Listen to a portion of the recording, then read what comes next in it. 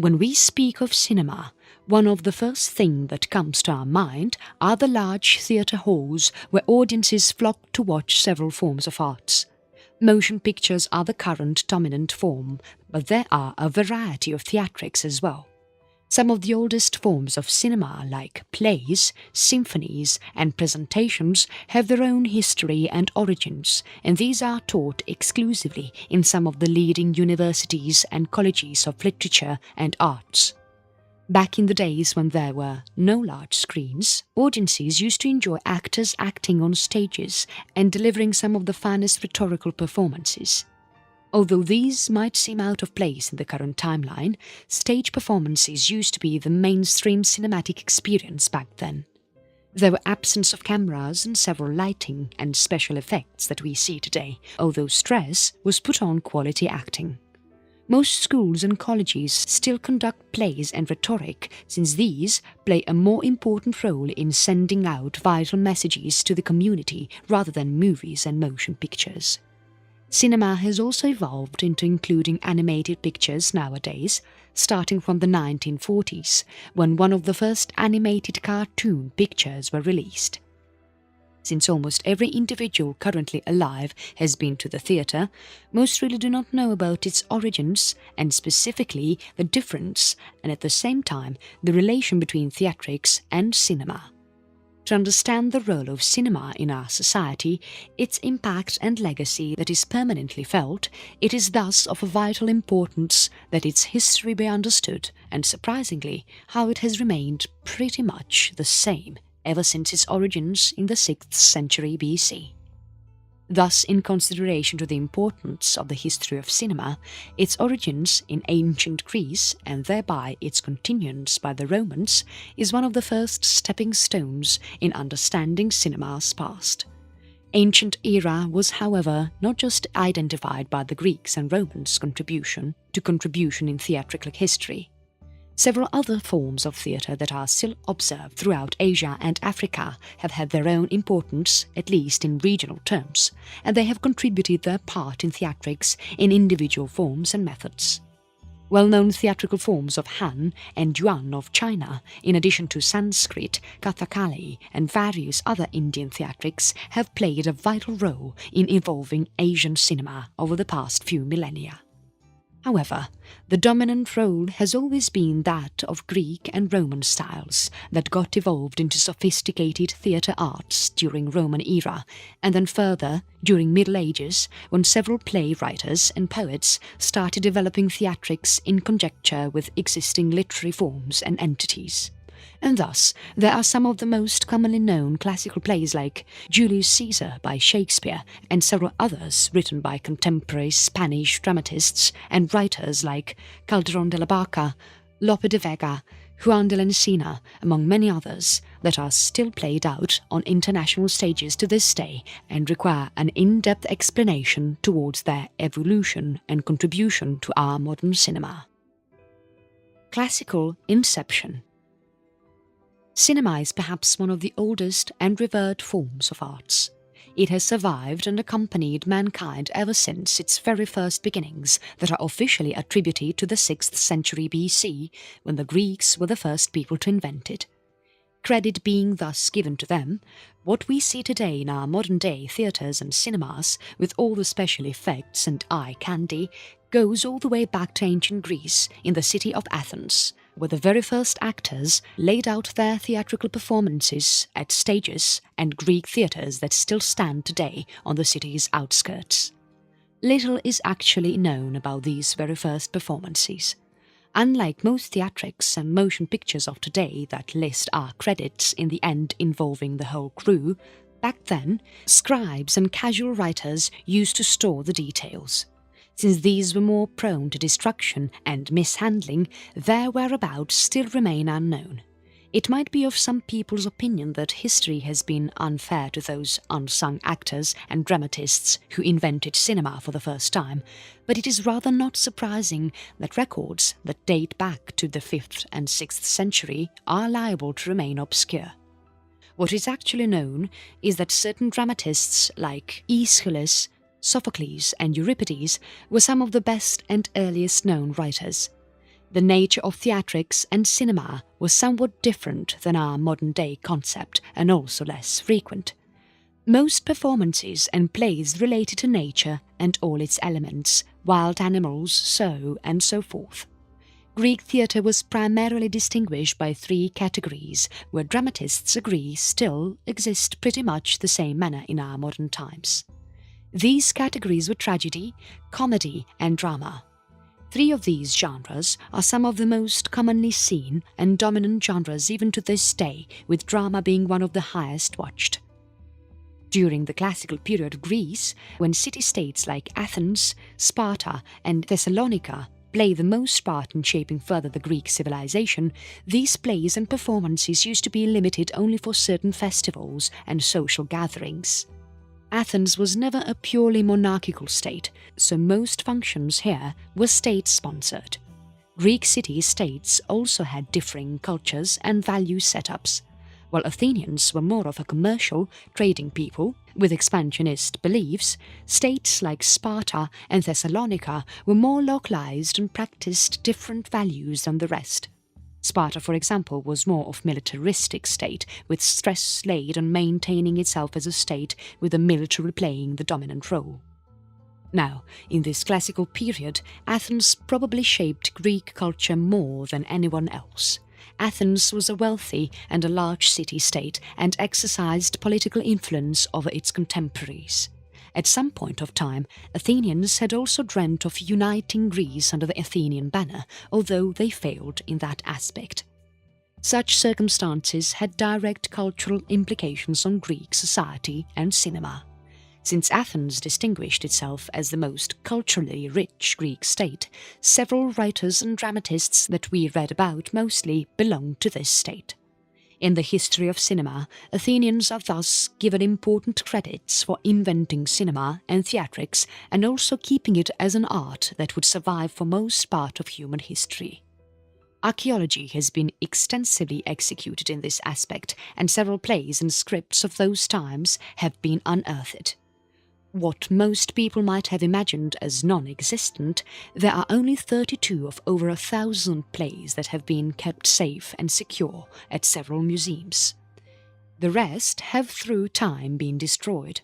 The three authors listed above themselves have had an unfortunate telling in that quite an appreciable portion of their contribution has not been able to uncover. One of the primary reasons why cinema thrived in the old days was because of the prestige and importance they carried socially and politically. Most of these performances related to mythology and, as already been described above, nature and its elements. Wars and heroes were another popular topic, as also satire plays and theatrics that could have acted as political propaganda. Whatever might be the motive behind those performances, these were mostly staged during special occasions like festivals and gatherings commissioned by leading individuals and statesmen. Performances were finally executed during festivals. For example, during the festival of Dionysus, the god of fertility and wine. Special competitions were held in this regard in the city's Dionysia. Dramatists participating in the competition were required to present a tetralogy of plays that included 3 tragedies and 1 satyr play. The festival of Dionysus was not the only festival of ancient Greece. Like all other contemporary ancient societies, it too followed a widely varying festival culture with importance of each one people's perceptions, values and beliefs. Athens itself was a classical city with a classical culture. Most of the Greek mythology that is taught and is read by millions today is mostly an Athenian contribution. Old Greek theatre was more or less based on these mythologies produced by Athens. The best-known Athenian form of theatre was the tragedy that involved intense performances by several actors on various stories and dramas of that era. Although much of these performances have disappeared, archaeologists still have clues on their contextual aspect, with close to only 30 being survived till now. Perhaps the most famous of these tragic plays is The Persians, a tragedy that involved the reaction of Persians at their defeat at Battle of Salamis in 480 BC. The Persians is also one of the noted exception when it comes to dramatizing tragic events. This play was strictly based on true facts with tragic incidents of the battle that took place just 8 years prior to the performing of this play. Most Athenian performances that related to the tragedy genre were more mythological than real. The Persians was an exception. In 472 BC, the year that Aeschylus won the first prize for his tragic plays, his work was also immortalized. More than a century later, Aristotle appreciated Aeschylus' work and wrote an analysis on it, known as Poetics, written down in 335 BC, around the same time when Macedonians had well established a Hellenist regime in almost all of Middle East, Eastern Central Asia, all the way to the gates of India. His theories on plays and performances, with his usual rhetoric, for which he is considered to be one of its founding fathers, were influential enough to lay down an imprint on Asian theatre as well. During the time when the Greeks were reaching their zenith, the dominant power in the Middle East and Central Asia was held by Persians.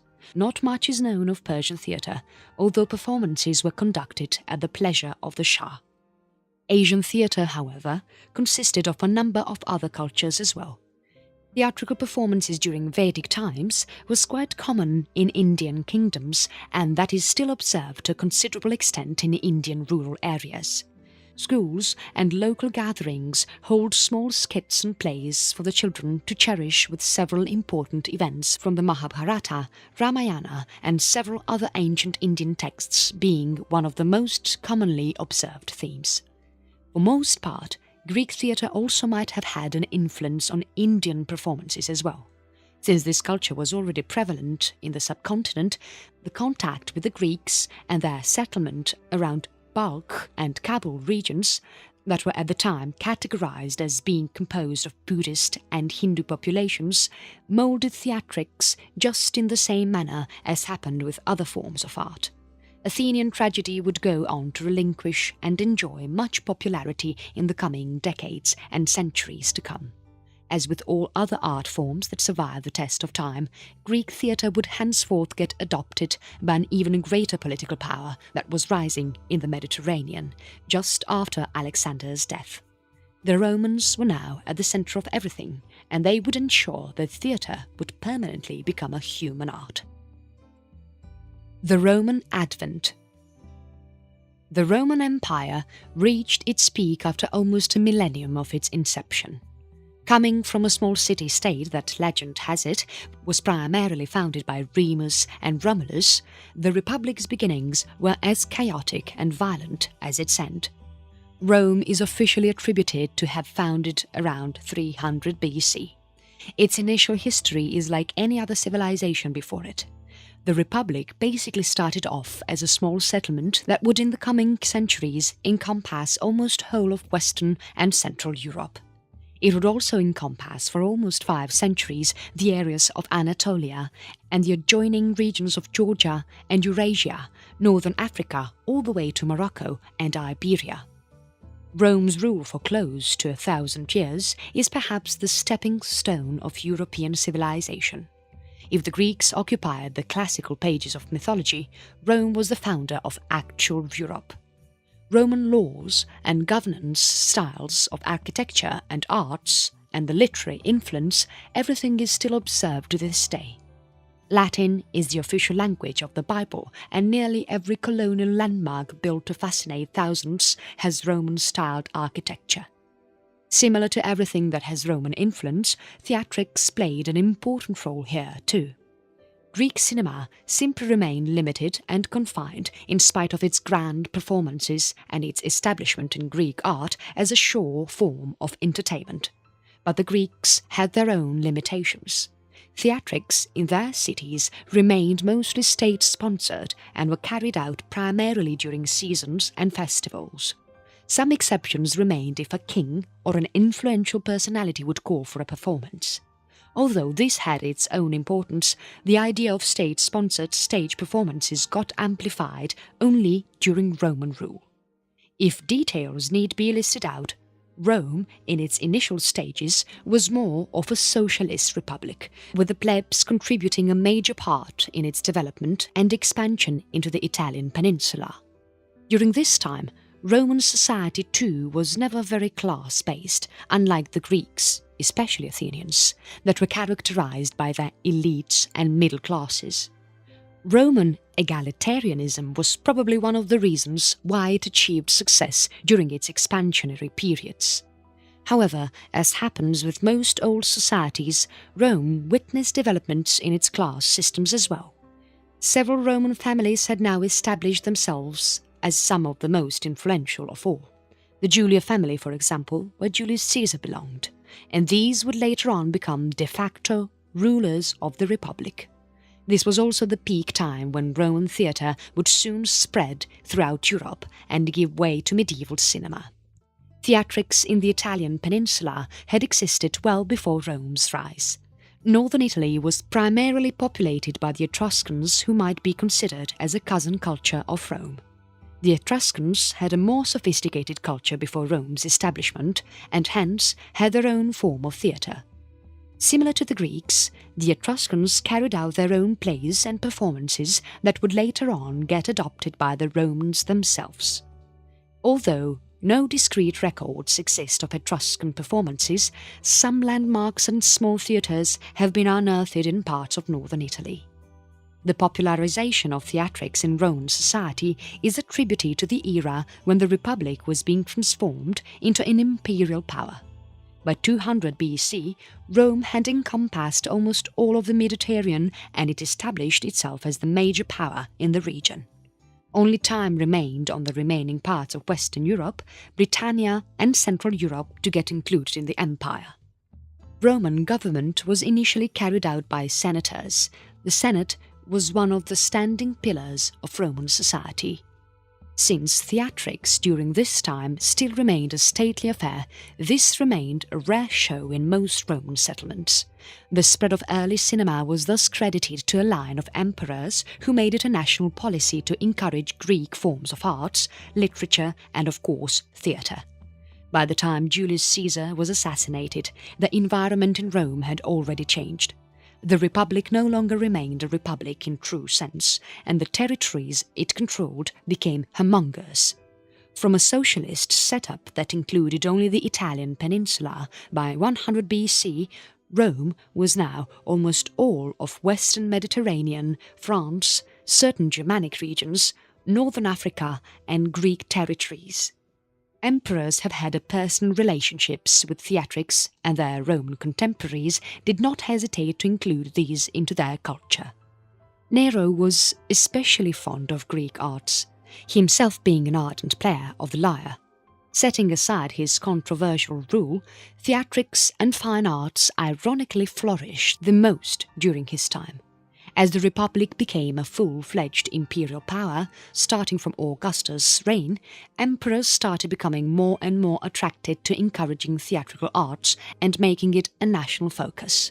Nero even commissioned several Roman theatres and auditoriums, some of them still surviving to this day. Hadrian was another advocate of Greek arts and further encouraged these to fit into the Roman environment.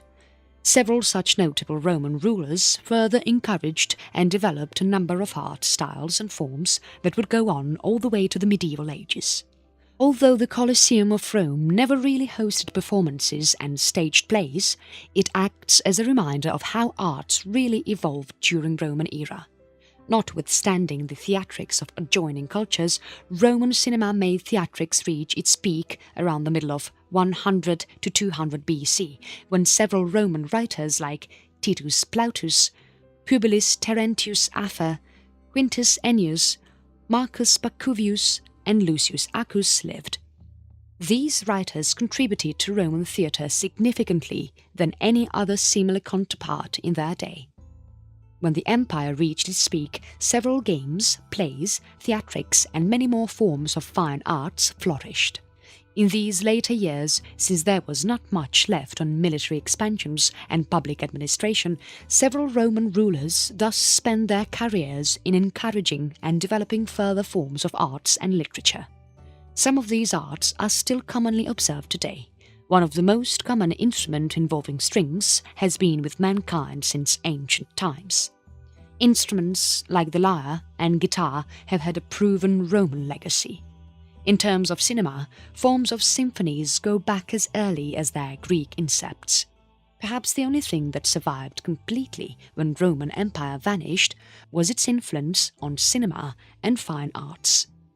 A number of plays and comedies written by some of the best Roman writers got destroyed as the empire declined and a new Rome rose in the east in what is now Istanbul, known before the Turkish conquest as Constantinople or simply Byzantium. The Eastern Roman Empire, or Byzantium, was predominantly a Christian empire with a Roman foundation. This new power arose some time after Christianity had gained a major foothold over eastern provinces till Jerusalem and beyond. Constantine the Great, one of Byzantine's most influential of rulers, was also one of the first Roman emperors to claim himself a Christian convert. He was baptized soon after being proclaimed the head of the empire, and with it came an altogether new wave of arts in cinema and evolution in theatrics, as the medieval era was now in the horizon. The Middle Ages saw some very talented writers and dramatists take centre stage and developed cinema as a predecessor to our modern counterpart. Cinema thus got a step forward. A step closer. At the dawn of the New Age, Europe was being rapidly Christianized. New kingdoms were started arising with Christian rules, and the erstwhile Byzantium that had for long stood its ground against the test of time was also now slowly crumbling. The gem of the East, as it's seldom called, lost swathes of territory to several political factions and kingdoms that had started to arise as a result of the new religion and a feeling to break free from the old world. In 1200s, Byzantium had lost more than half of its former glory, and it was now facing a major political threat as its eastern borders with the Muslim Turks advancing further every year and month. The Turks had migrated from Eurasian grasslands and made regions around Anatolia their home. With new people came new techniques for cinema. In this era of constant dynamism, cinema got divided into three stages. Early medieval theatre, starting from the 500s and ending sometime at the start of the new millennium. The late medieval theatre that lasted for further 500 years and ending around the time of the late 1500s, when several of the Christian states banned religious plays and theatres that formed a vast majority in the topics that these showcased. The third stage was the Renaissance stage and came out as a result of the persecution of dramatists and stage players observed among the hands of state heads. This was also the movement that came out in retaliation to the persecutory practices of Christian governments. The Renaissance theatre could well be thought of as the prototype of modern cinema, with plays and performances based more on real-life scenarios and dramas rather than religious ones that were the characteristic of this era. The early medieval theatre was characterized by a vanishing of performances and dramas from the Western Europe front. Up until the 10th century, starting from mid-500s AD, Western Europe was drowned deep inside chaos and political instability as more and nomadic factions from the East and Northern Europe wreaked havoc on the erstwhile Western Roman Empire. As the former pagan regime declined, the New World took time to fully transform itself. It was not earlier than the 1100s that some of the first performances in Western Europe are observed. Meanwhile, in the East, Byzantium flourished with full strength, but strangely, very few performances are recorded here, primarily because the government did not much encourage them. Local stages and small plays used to get conducted in the usual manner. In the western half of Europe, as Christianity got more and more hold of its lands, new styles of performances started becoming evident. This time, these plays were aimed at religious meetings and events from the Bible that shared the most importance. These dramatizations took place once or twice a year and were performed during important celebrations or during landmark days that had importance relating to the birth of an influential saint or a Christian leader. Some of the theatrics got characterized as purely vocal, There were no set performances, but rather actors who sang songs in a symphony. These performances earned their name as liturgical dramas. One of the most popular and still surviving was the Whom Do You Seek, composed around 925 AD by an unknown dramatist. Later, liturgical plays got some doses of short plays as Regularis Concordia, composed by Ethelwald of Winchester around 965 AD. More important than the early medieval drama was the evolution of theatre during the late medieval age, approximately 1100s to late 1500s. During this time, some of the most notable dramatists and playwrights lived, some of them like Shakespeare and Calderón de la Barca, often equated as a Spanish Shakespeare, among many others. The late medieval theatre was distinguished as having been evolved to a wide variety of genres of the existing ones. As can be remembered, when theatre was first born, there were no more than 3 genres, drama being the most popular. Up until the reign of Henry VIII, a number of theatrical guilds had developed, each one providing its own customized performance.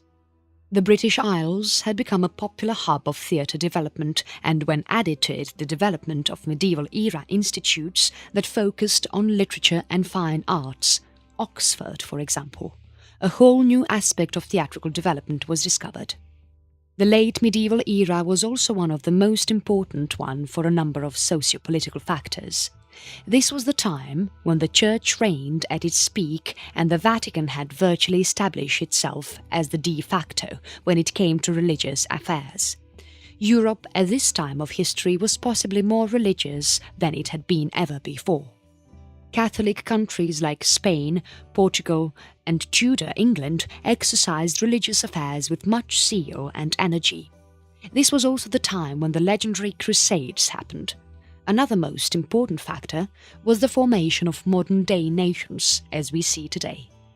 Elizabeth had united British Isles to form Great Britain, France was finally united, the Turks had established themselves as the unchallenged power in the East, and Germans had settled down too.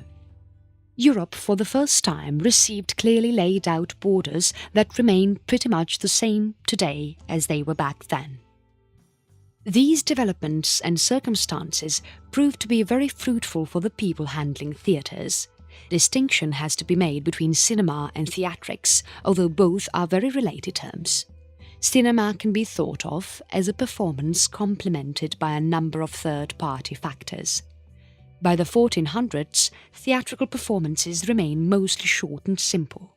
The coming of some influential dramatists changed the way theatres functioned.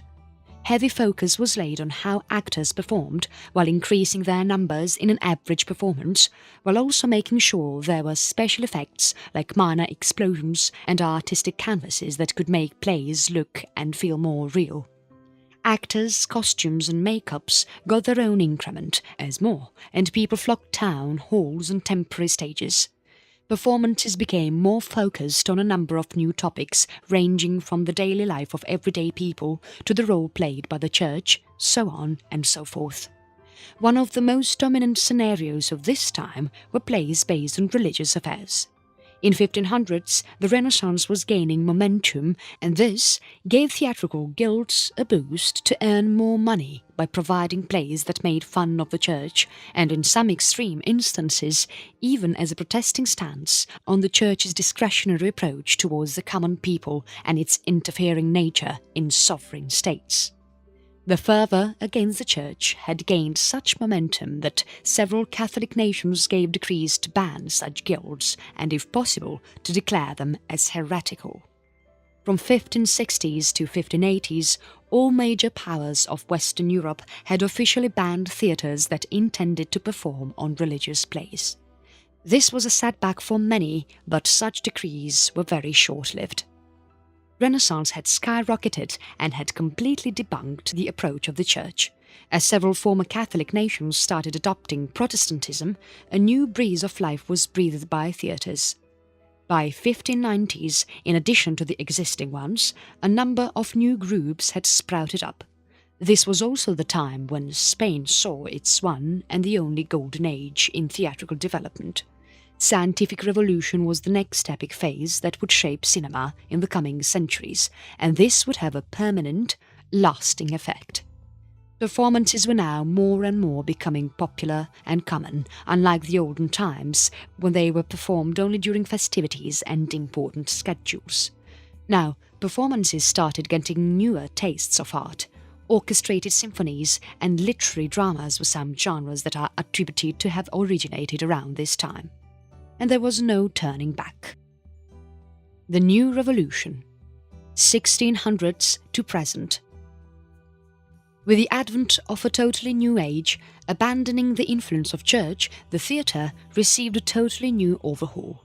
The world had suddenly become scientific and rational in its approach towards its thought process, and iconic personalities like Leonardo da Vinci energetically encouraged this revolution, urging people through their scientific theories and theorems to abandon the ways of the church. With several of the Catholic nations now embracing Renaissance as their prima policy, theatres in England started developing with a pace observed never before. Shakespeare's influence was to be felt at every corner where literary art existed, and this needed to be developed further. The age of exploration too had begun, and with it a new zeal of industrial development and economic liberation for every individual.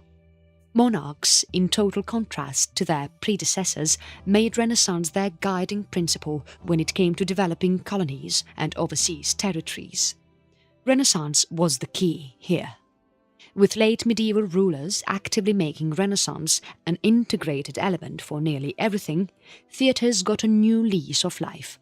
As is very evident from the pages of history, several monarchs and aristocratic families of France, Britain, Spain and Italy started developing and encouraging theatrical developments for their own pleasure and enjoyment. Although the plays seen by them remained the same as seen by commoners on a street-side stage, only the environment and aura differed. One of the first large theatres were made during this timeline, most of them being accessed only by the elite and wealthy. For the first time, theatre was now transforming itself into nascent cinema. Performances on religious issues and biblical events had been totally abandoned, and by the 1700s, such genres like the melodrama, symbolism, expressionism, and especially the Restoration plays became the dominant norm. More and more aristocrats started embracing theatrics as their profession, with individuals like Edward Bulwer-Lytton and Percy Bysshe Shelley being some of the most iconic in neoclassical British theatre. With the new age came new developments as well. This was the time when some of the first professional artists earned their names as one of the first celebrities who would make acting and theatrics their permanent profession. Stages became ever larger and more elaborate. Number of actors averaged around 72 per performance, with heavy stress on makeups and simulating scenarios through moving canvases, lighting and glitters. Performances started becoming longer than usual, some even going for hours, and accompanied by songs and orchestras. This was real cinema seen like never before. Starting from the 1700s, the entry of women into staged performances was another large development. In most of its history, cinema was characterized as being exclusively a male profession, although this changed dramatically during the scientific revolution. Large number of female actors started readying themselves up on the stage, and this also meant a new way of earning large sums of profits by dramatists and playwriters. Since the opposite gender had now entered, women could disguise themselves as male roles, just like men used to disguise themselves for female roles. A big point for comedies, male disguises thus became extremely popular for casual plays with a little bit of fun in them. Female actors also proved fruitful in that they held a possible new form of theatrics that involved only female actors. With the theatre finally becoming a very mature form of art, starting from the 1800s, several new additions were added to it that would transform it into real cinema as we see today. Britain was one of the focal points of theatrical developments in this timeline, with some of the leading individuals like William Jerrold, Edward Fitzpaul, James Sheridan Knowles, among others that have been listed above as the pioneering agents of theatre development. In fact, cinema was now becoming an increasingly aristocratic hobby, with several grand stages and theatres being built by leading families and individuals. In France, the melodrama had become a new genre that combined comedy with elements of classic drama. Neoclassical theatre had become one of the favourite pastimes for commoners and aristocrats alike, with some of the finest tales totally unrelated to biblical or past events being performed on stage. In the 20th century, the technological advancements made it possible for cinema to become real. The advent of the camera that had been making news as one of the most advanced gadgets ever invented, its further development as evolving from a device used to take single shots to a rotating camera that involved a film for recording a sequence of a shot, simply changed how theatrics was seen and left. With naturalism and realism still the dominant forms of cinema in most of Western theatre, the development of professional sets and environments for the crew to act upon and the birth of professional actors are things that are prevalent today itself. Cinema as we know it, it's still ever evolving as it has been for the last 3 millennia and will continue to leave an impact on mankind in an artistic impression like no other. As cinema develops further to include grander stages and sets, the developments of computer-generated special effects and film editing has made it possible for directors and writers to develop films never ever seen before. With preciseness and fineness, motion pictures that constitute the dominant form of cinematic sequences will continue to amaze the human eye as more and more movies become seemingly more real. The impact of cinema has been equally overwhelming. Since centuries and millennia, dramatists have tried to communicate important morals and messages through stage performances. This has become even more in scale as these endings are complemented by epic-scaled visuals and sequences. Cinema is one of the freest forms of expression and will continue to entertain us for eternity.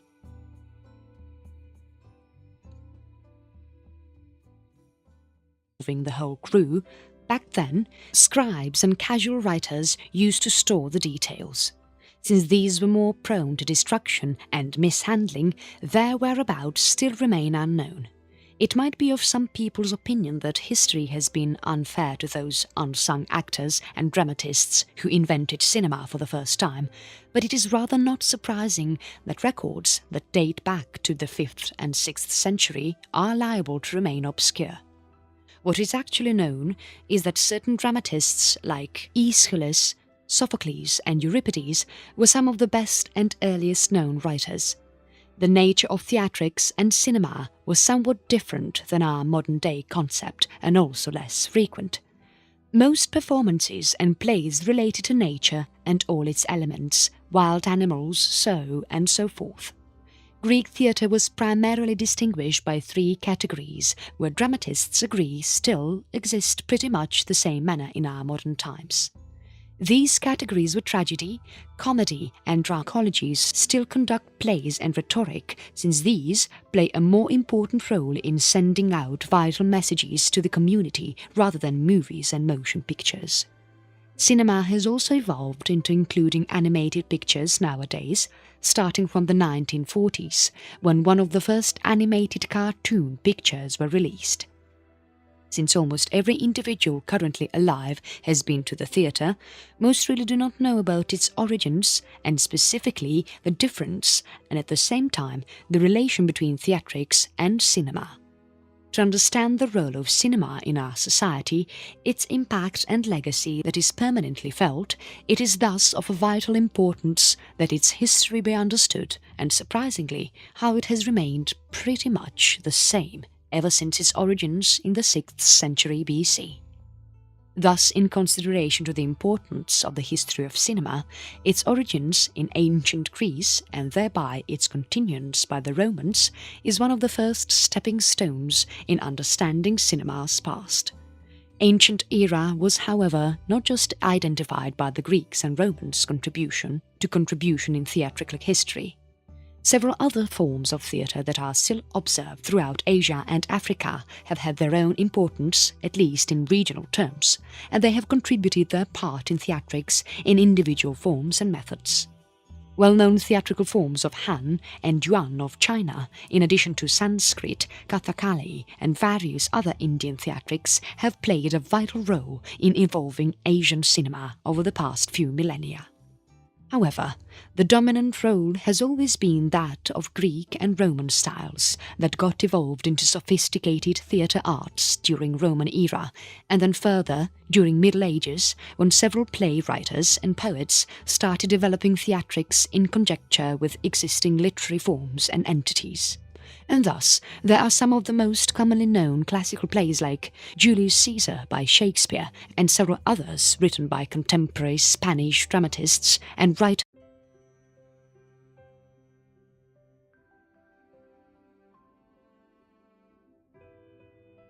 When we speak of cinema, one of the first things that comes to our mind are the large theatre halls where audiences flock to watch several forms of arts. Motion pictures are the current dominant form, but there are a variety of theatrics as well. Some of the oldest forms of cinema, like plays, symphonies and presentations, have their own history and origins, and these are taught exclusively in some of the leading universities and colleges of literature and arts. Back in the days when there were no large screens, audiences used to enjoy actors acting on stages and delivering some of the finest rhetorical performances. Although these might seem out of place in the current timeline, stage performances used to be the mainstream cinematic experience back then. There were absence of cameras and several lighting and special effects that we see today, although stress was put on quality acting. Most schools and theatres like Calderón de la Barca, Lope de Vega, Juan de la Encina, among many others, that are still played out on international stages to this day and require an in-depth explanation towards their evolution and contribution to our modern cinema. Classical inception. Cinema is perhaps one of the oldest and revered forms of arts. It has survived and accompanied mankind ever since its very first beginnings that are officially attributed to the 6th century BC, when the Greeks were the first people to invent it. Credit being thus given to them, what we see today in our modern-day theatres and cinemas, with all the special effects and eye candy, goes all the way back to ancient Greece in the city of Athens, where the very first actors laid out their theatrical performances at stages and Greek theatres that still stand today on the city's outskirts. Little is actually known about these very first performances. Unlike most theatrics and motion pictures of today that list our credits in the end involved